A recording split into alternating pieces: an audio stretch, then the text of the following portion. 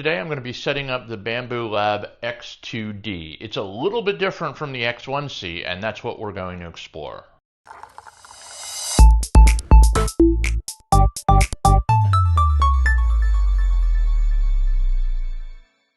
Hey, welcome back to Advanced Geekery. My name is David Lewitz, and today what we're going to do is set up the X2D, which is a little bit different from the X1C.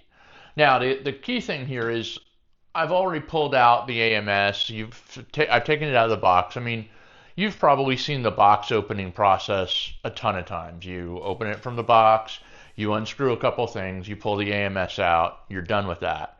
What I'm going to do is show you the back of these where there's a couple of new parts that are different on this machine. Okay, so we're going to start with the new extruder, which is this thing. And if you think about it, the X2D is 2 as opposed to the X1C, which is 1. The X2D has 2 extruders. There's one that's inside that is a direct drive extruder, and this is a Bowden tube extruder. So what this is going to do is this is taking the filament in and going to spew it into the machine here as a separate entity. So we need to set this thing up first, and I'm going to untape these little parts here. We've got this cord, which is the power to the extruder, and then we have this thing, which is going to go in here and basically sock it in and then snap in. We don't have a lot of space to move around, so the first thing we have to do is loosen this up a fair amount so the tubey thing can go in. We also have to take this connector off, this little piece off. And let's see, that plugs in fairly easily there. And then these little, I don't know if you can see them, but there's a couple of harnessings that hook onto these little gaps here.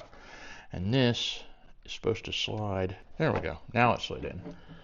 And of course now we have to get it all to fit appropriately, which means this has to go back in.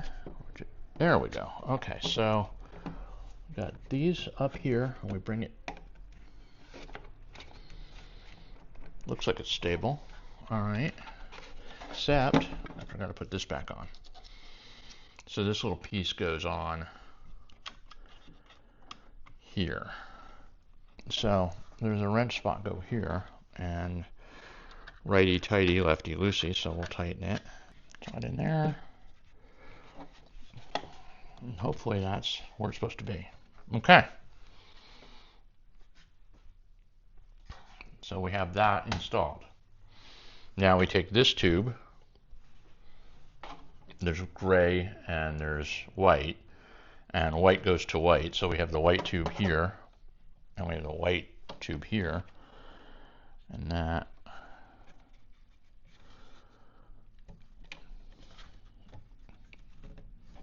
goes in there and hopefully works. We won't know that till we put a piece of filament in it. We do the same thing here, that in, and then we secure that with one of the hated blue horseshoes. Don't like those blue horseshoes. Okay, so we've got this side done. Now our next piece of install here is this filter.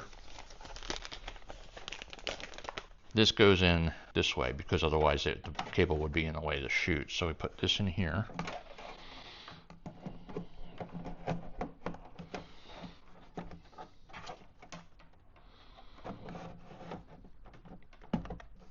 Pins to pins, pins to pins, and slide. Okay. So we have our fan unit here. Then we're going to put our extra filament thing, which I'm probably going to change out at some point because it's going to stick out here and I don't like that. So this slides in here.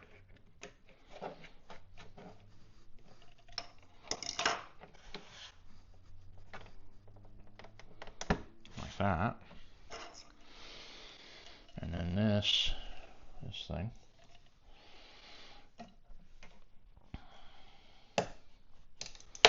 goes in there. And again, we use the white, and that, of push it in, slides in, and there we go. We have that. This will come up to here.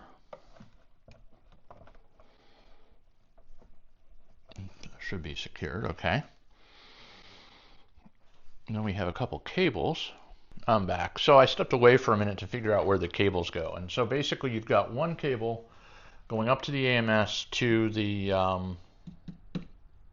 filament disperser thing, and then another cable going from this to the exhaust fan. And there's extra slots, so presumably you can cascade these. But let's start with this.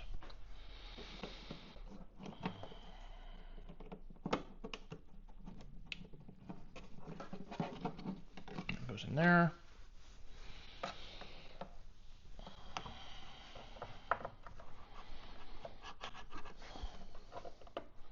And up to there.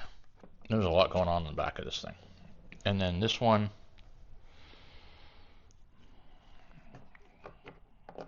goes here. And then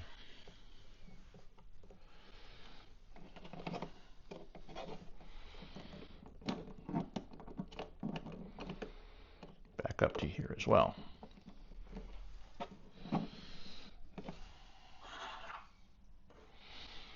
And so what I wanted you to see, I'm going to move this out here a little bit.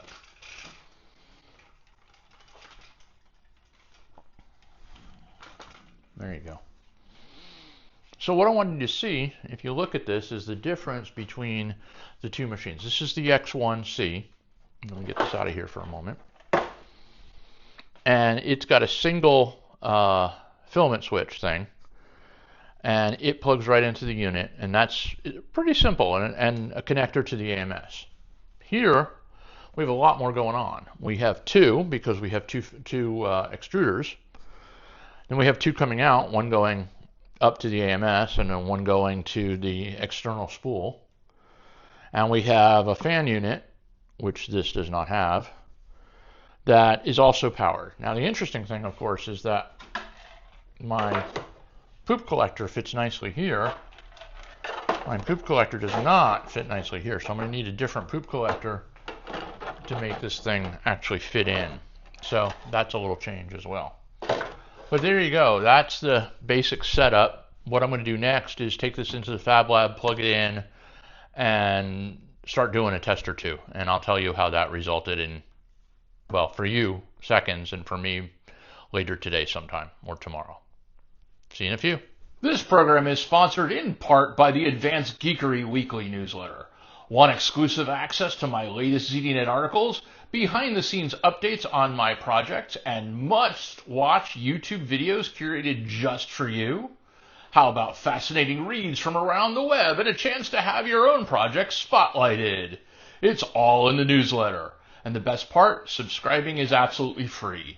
Don't wait, click the link below to get your weekly issue and make it awesome. Okay, welcome back to the Fab Lab. The X2D is up and running. I printed one Benchy using the AMS and the internal direct drive extruder, and I printed a second Benchy using the external feed, which is a Bowden tube extruder. And both of them came out really nicely. The example that you're looking at as it's printing is coming from the external extruder, and while it is definitely slower, it doesn't have the, it has to push the tube, so push the filament, so it takes a little longer. It's not quite as fast as the direct drive extruder coming from the AMS. While it's slower, the quality is just as good. It's really nice quality. I have no qualms with mixing filaments from the internal and the external into one object. I haven't done dual color printing yet. I've just tried each individually just to see what the quality is like. But it's up and running. And there were no real noticeable issues, although I've had some trouble getting a time lapse out of it, which is why you're seeing the print in live action as opposed to a time lapse. For whatever reason, I haven't gotten a time lapse to work. I did order the same top USB drive that I'm using on the H2D, and that works really well. So I'll see if that solves the problem or if there's something else I'm missing in the configuration. Otherwise, it went together really well. It's up and running. I like it. The internal camera is substantially nicer than the X1C, and I'll probably show you that in a separate video. But overall, I'm quite pleased with it. So for Advanced Geekery, my name is David Gewirtz. Go out there and 3D print something awesome.